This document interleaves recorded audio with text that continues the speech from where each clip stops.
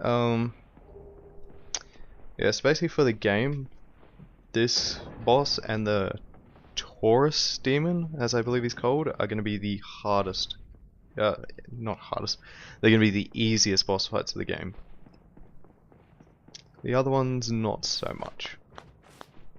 That being said, I've only actually ever fought the gargoyle about 3 times before getting my ass kicked in repeatedly. Only in the ancient legends it is stated that one day an undead shall be chosen.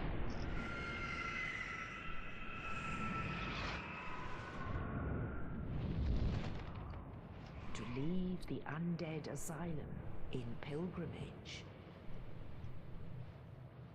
to the land of the ancient lords.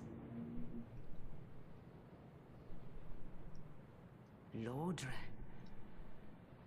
Okay, now the game's actually gonna start up here.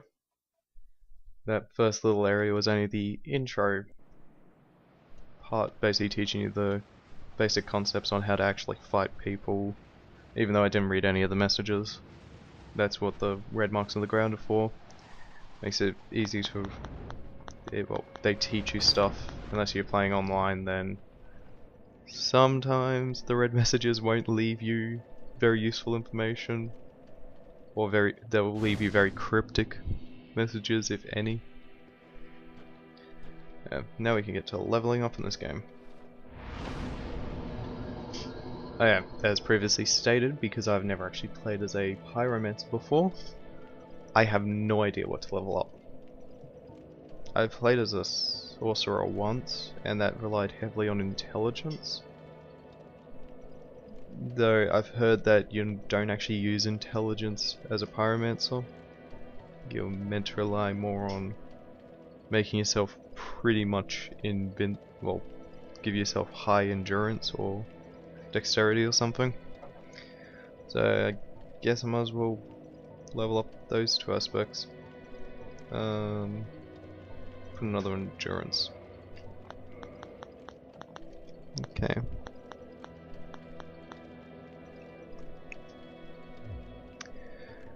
Alright,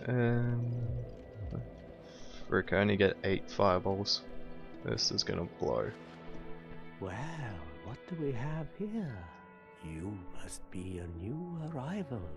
Let me guess. Fate of the undead, right? Well, you're not the first. But there's no salvation here. You'd have done better to rot in the undead asylum. But too late now. Well, since you're here, let me help you out. There are actually 2 bells of awakening. One's up above in the undead church. The other is far, far below, in the ruins at the base of Blight Town. Ring them both, and something happens. Brilliant, right? Not much to go on, but I have a feeling that won't stop you.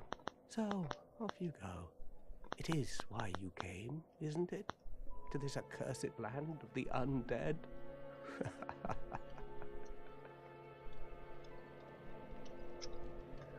Well, yeah. So it's nice to know that you're not the most special character of the game. You're actually just one of thousands, if not hundreds of thousands, of undead who have passed through this way.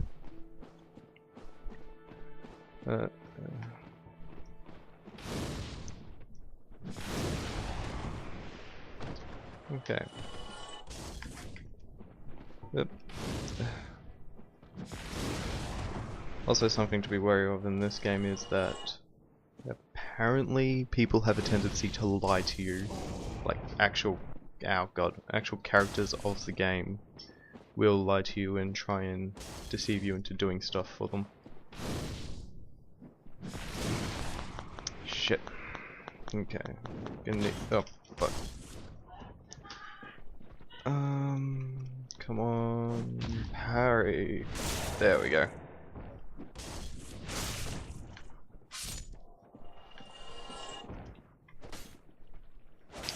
Too far, too far. Oh god. Also, I've noticed something about the Pyromancer is the fact that your shield actually doesn't deflect that much. So you've got to be extra careful when you're using your shield now.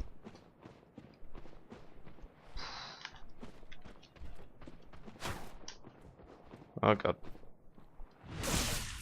There we go. Backstabbing.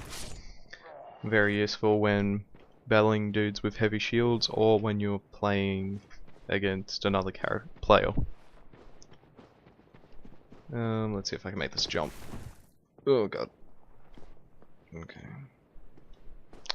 So yeah, something else you should keep an eye out for in this game is the little white flames above dead corpses. They indicate loot. Yeah.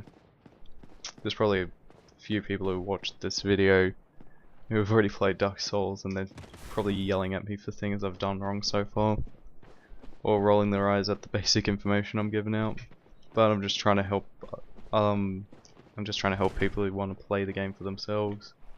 Just give them a few little hints on what to do and how to fight things. Like one of the attacks of these guys with a shield and a sword, or just like hollows who have only a sword and no armor. One thing you gotta watch out for them is they have an attack which is like repeated quick attacks, which if you aren't blocking, it's pretty hard to roll out of the way once they start using it, making it basically that you're gonna lose a lot of health really quickly.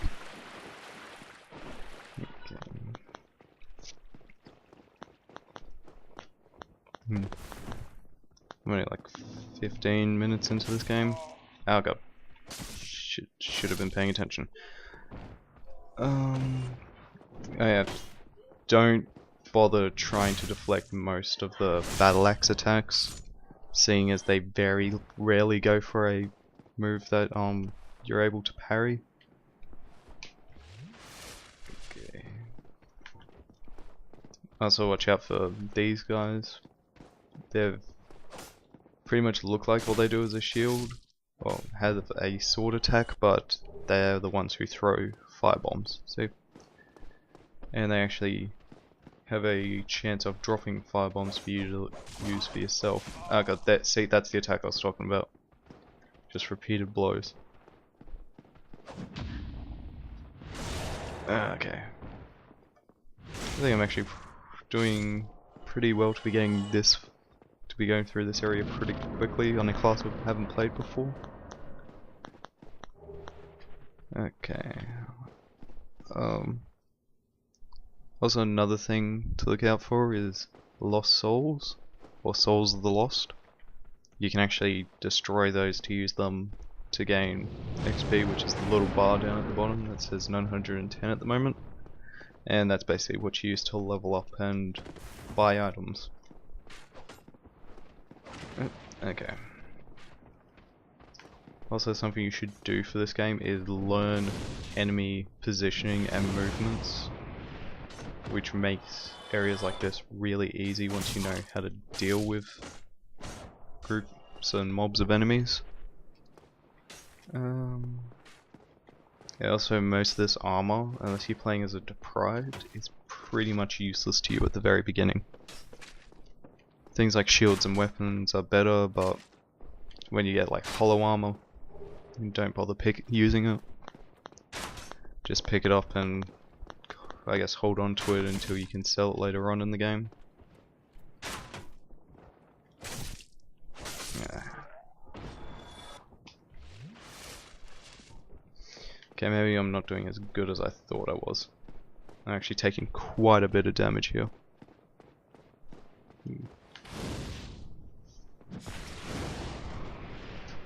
Oh, okay, that's useful. So apparently if I can manage to hit behind a shield, they're just gonna burst into flame. That is a godsend compared to usually fighting them, which takes either very well-timed parrying attacks, or basically just being able to sneak around behind their shield and staff, which is actually pretty difficult.